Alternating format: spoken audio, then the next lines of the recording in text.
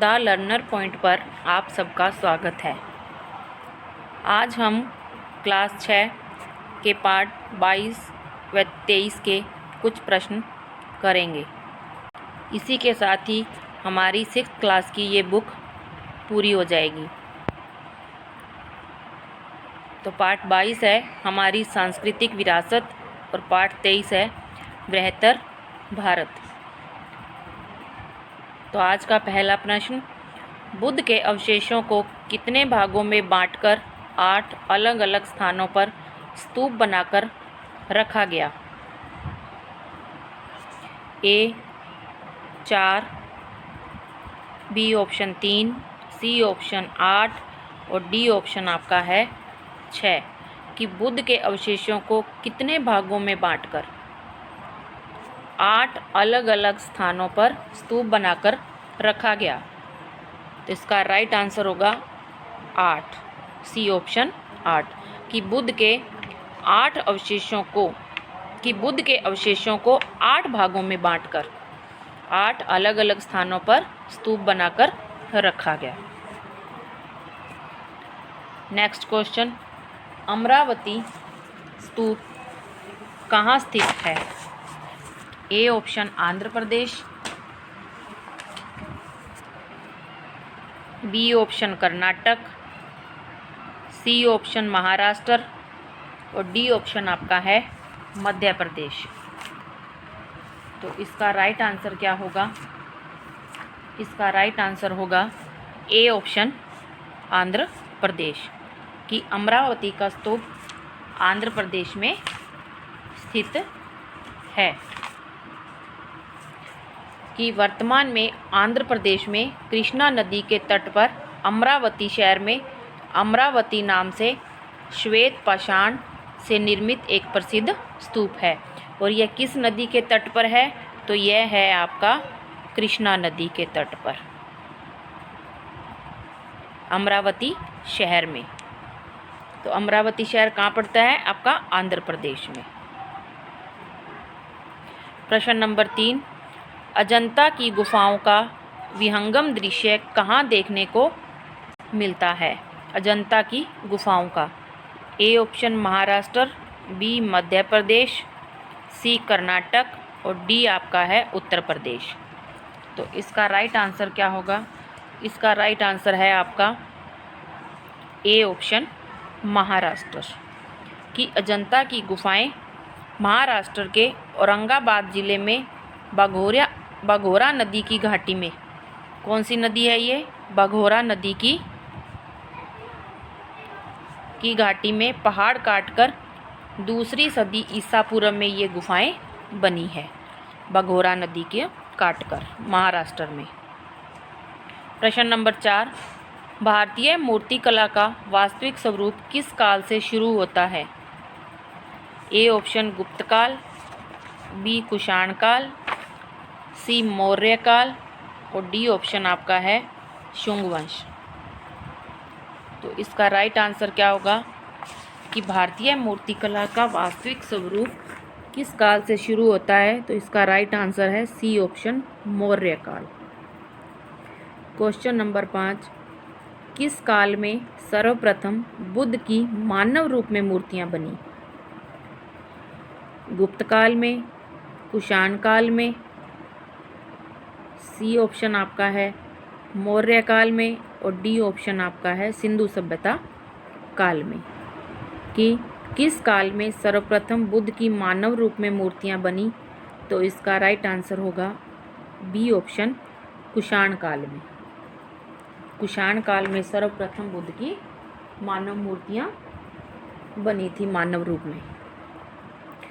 प्रश्न नंबर 6, मणिमेखलई रचना है कि मणिमेखलई जो है ये किसकी रचना है? इलाग्रे आदिगल की, शीतले सतनार की, शूद्रक की या विष्णु शर्मा की? तो इसका राइट आंसर होगा आपका मणिमेखलई जो है वो आपकी शीतले सतनार की है। और इलाग्रे आदिगल की कौन सी है? वो है शिल्पादिकरम।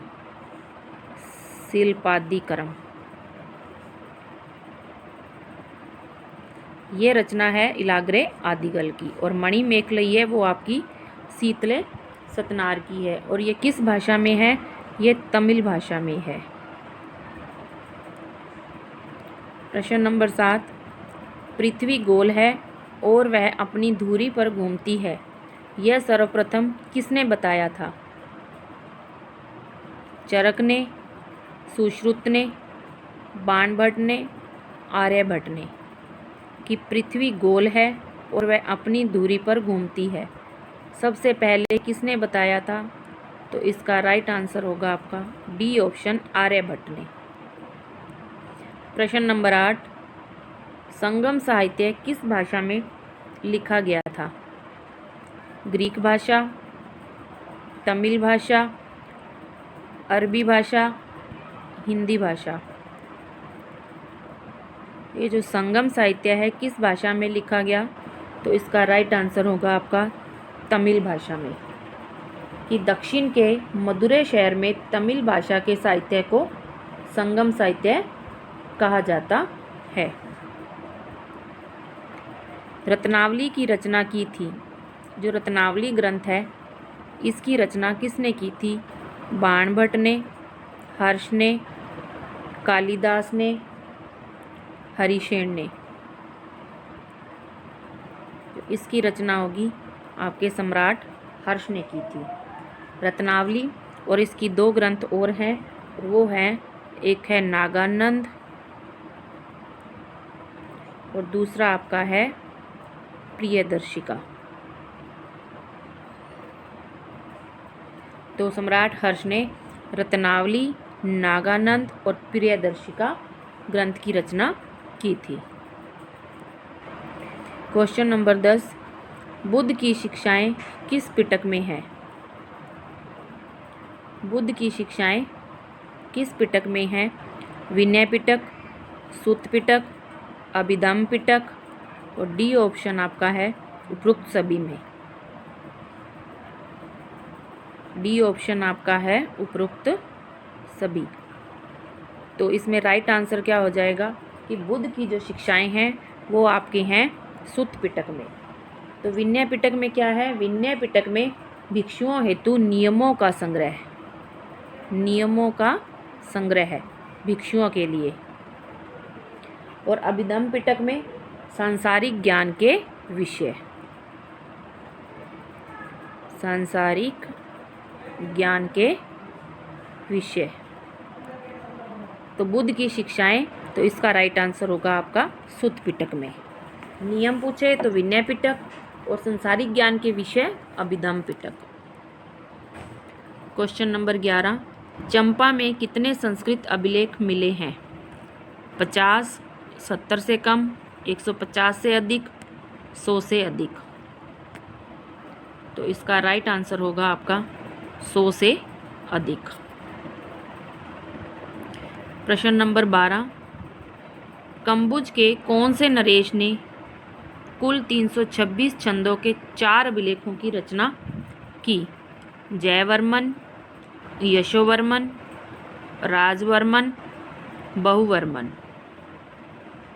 तो इसका राइट आंसर क्या हो जाएगा आपका कि कंबुज के कौन से नरेश ने कुल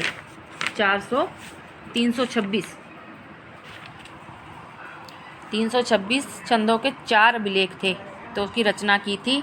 तो ये आपकी रचना की थी यशोवर्मन ने।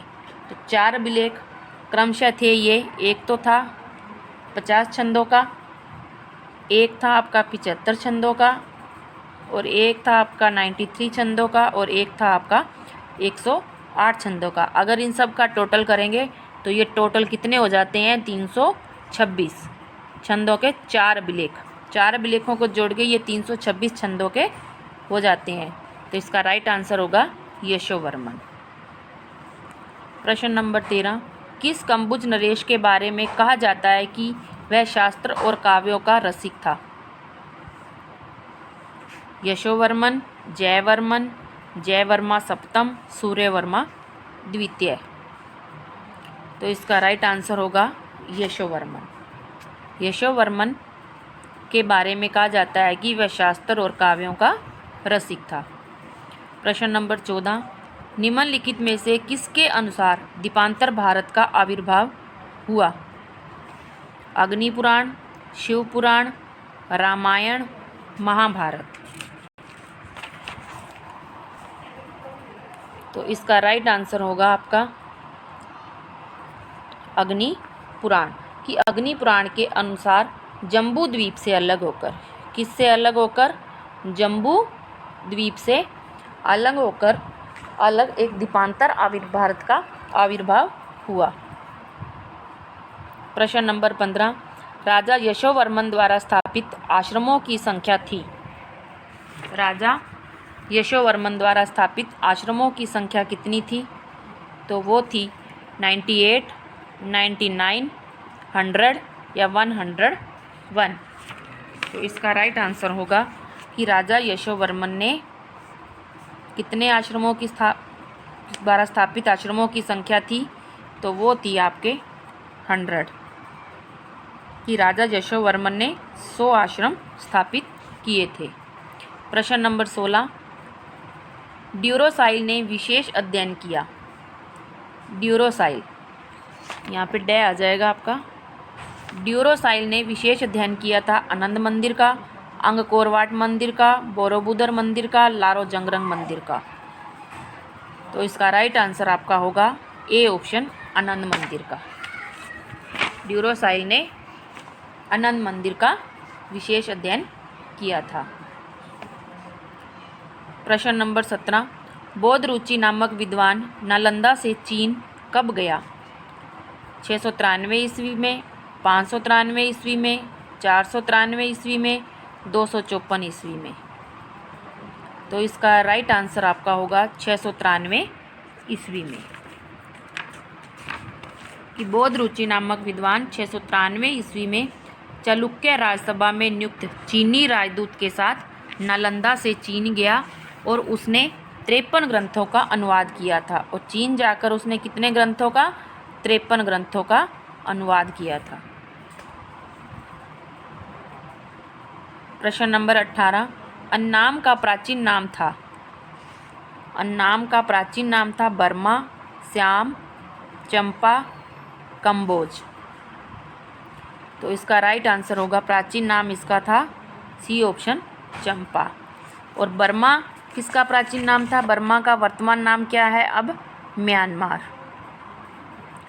और अगर श्याम का पूछे आपसे तो श्याम का आपका है थाईलैंड। थाईलैंड। और अगर कंबोज का पूछे तो कंबोज का आपका है, कंबोज का आपका कंबोडिया।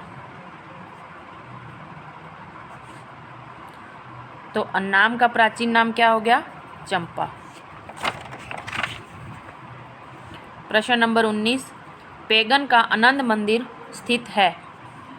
थाईलैंड, कंबोडिया, म्यांमार या जावा। तो इसका राइट आंसर आपका हो जाएगा म्यांमार।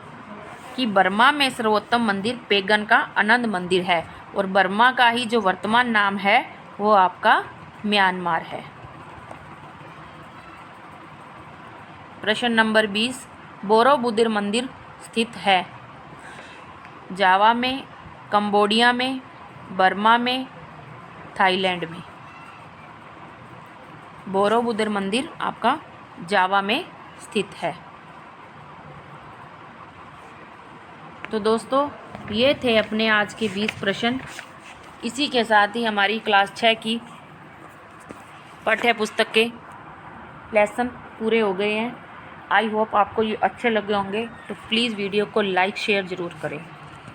Thanks for watching.